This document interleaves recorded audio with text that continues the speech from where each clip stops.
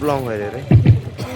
समतेचे विचार रुजवणाऱ्या सर्व महामानवांना त्रिवार अभिवादन करतो आणि इथे उपस्थित मंचावरती उपस्थित वंचित बहुजन आघाडीच्या तमाम कार्यकर्त्यांना उमेदवारांना बळ द्यायला आवर्जून आलेले आपले नवनाथ आबा वाघमारे तसेच वंचित बहुजन आघाडीचे राज्याचे नेते आणि राज्य कार्यकारिणी सदस्य अविनाशदादा भोसीकर, जिल्हाध्यक्ष साहेब, वंचित बहुजन आघाडीचे तमाम कार्यकर्ते पदाधिकारी नेते इथे उपस्थित माझ्या माता भगिनी वडीलधारी मंडळी आणि या चळवळीतल्या तमाम साथीदारांना माझा जय जिजाऊ, जय शिवराय, जय ज्योती, जय क्रांती, जय लहुजी, जय मल्हार, अस्सलाम वालेकुम, जय भगवान, शरणू शरणार्थ आणि जय भीम।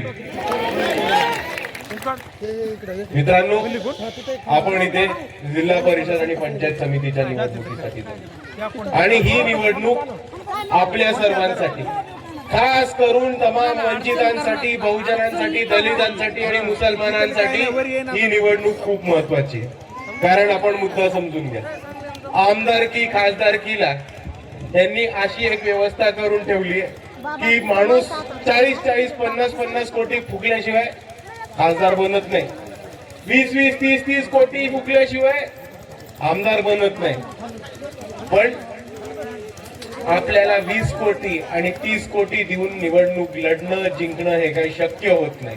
पण दुसऱ्या बाजूला जर आपल्याला कुठेतरी सत्तेत जायचं असेल आणि जर आपल्याला सत्तेत जाऊन इमिजिएट बदल घडवायचा असेल तर आपल्या हातातली निवडणूक आणि आपल्या हक्काची निवडणूक ही आपली स्थानिक स्वराज्य संस्थेची निवडणूक असते, जिल्हा परिषदेची निवडणूक असते आणि पंचायत समितीची निवडणूक असते। आणि म्हणून या निवडणुकीच्या मार्फत बाळासाहेबांची जी वंचित बहुजन आघाडीची संकल्पना आहे ती संकल्पना आपल्याला अजून ताकदीने आणि दुप्पट वेगाने पुढे घेऊन जायची आहे आणि ती संकल्पना या महाराष्ट्रामध्ये आपल्याला प्रस्थापित करायची।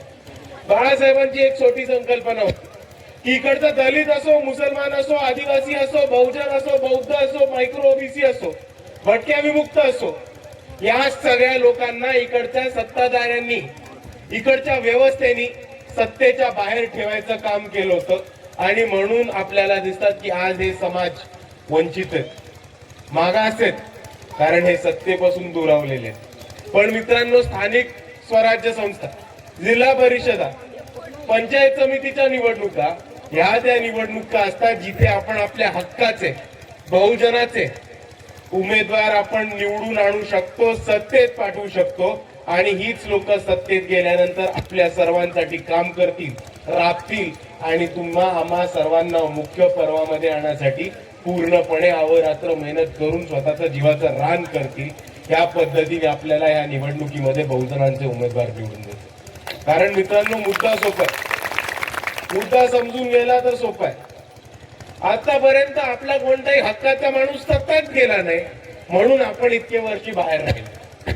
पण जर आपला एक चांगला बहुजनाचा माणूस, ओबीसीचा माणूस, मायक्रो ओबीसीचा माणूस, मुसलमानाचा, दलिताचा, बौद्धाचा, आपल्या हक्काचा जर एक माणूस सत्तेमध्ये गेला तर आपल्या घरापर्यंत नळ, पाणी, वीज, रस्ता, आपल्या गावामध्ये एक चांगलं हॉस्पिटल, आरोग्य केंद्र किंवा एक चांगली जिल्हा परिषदेची शाळा स्थापन करण्यापासून आपल्याला कोणाचा बाप थांबवू शकत, ही परिस्थिती आपण सर्वांनी समजून घेतली पाहिजे। आणि म्हणून मी आपल्याला एवढीच विनंती करतो की ह्या निवडणुकीमध्ये आपण सर्वांनी एकत्र येऊन मतदान करायचं, वंचित बहुजन आघाडीच्या उमेदवारांना मतदान करायचं। कारण याच्या मागे एकच सोपं कारण आहे, आपल्या विरोधात सगळे पक्ष, एका बाजूला भाजप आहे आणि दुसऱ्या बाजूला काँग्रेस, रासप, उबाटा आणि ते त्यांची 4-5 चेली चपाटी आहेत। पण मित्रांनो, एक गोष्ट लक्षात ठेवा आणि प्रामुख्याने लक्षात ठेवा की या सगळ्या लोकांचे उमेदवार कोण आहेत तर खासदाराचे चेले चपाटे, आमदाराचे चेले चपाटे, खासदाराचे नातेवाईक, मंत्र्याचे नातेवाईक, कोणता तरी कारखानदार, कोणता तरी श्रीमंत उद्योगपती किंवा 2-3 नंबरचे धंदे करून संपत्ती मिळवलेला कोणता तरी गुंडा। वंचित बहुजन आघाडीचे उमेदवार कोण आहेत? गरीबाचं पोरग, शेतकऱ्याचं पोरग, कष्टकऱ्याचं पोरग, सर्वसामान्यांच्या घरातनं आलेलं पोरग, दलिताचं, मुसलमानाचं, आदिवासाचं, बहुजनाचं पोरग. आणि ही जी लोक आहेत यांना तुमचे प्रश्न कळतात, यांना तुमच्या समस्या कळतात. कारण ज्या समस्यावरनं तुम्ही समोर आलात, ज्या प्रश्नांवरती मात करून, ज्या अडी अडचणी भोगून तुम्ही इथपर्यंत आलात, त्याच अडी अडचणी भोगून हे इथे आले. म्हणून ज्या लोकांनी आपले प्रश्न बघितले, ज्या लोकांनी आपल्या समस्या भोगल्यात, तीच लोक खऱ्या अर्थाने आपल्या समस्या दूर करून आपल्या गावाचा, आपल्या घराचा आणि आपल्या गटाचा विकास करायला काम करतात. कोणता तरी श्रीमंताचा पोरगा हे काम करत नाही. म्हणून मी आपल्याला एवढीच विनंती करतो की आज इथे वंचित बहुजन आघाडीच्या वतीने, वंचित बहुजन आघाडीच्या तमाम उमेदवारांच्या वतीने आम्ही आज एक संधी मागायला आलो. चांगलं शिक्षण उपलब्ध करायला, चांगले रस्ते उपलब्ध करायला, पिण्याचं पाणी उपलब्ध करून द्यायला, चांगली आरोग्य सेवा उपलब्ध करायला आणि शिक्षणासाठी चांगल्या जिल्हा परिषदेच्या शाळा बांधून द्यायला आम्ही आपल्या सर्वांकडनं वंचितांसाठी एक संधी मागायला आलो.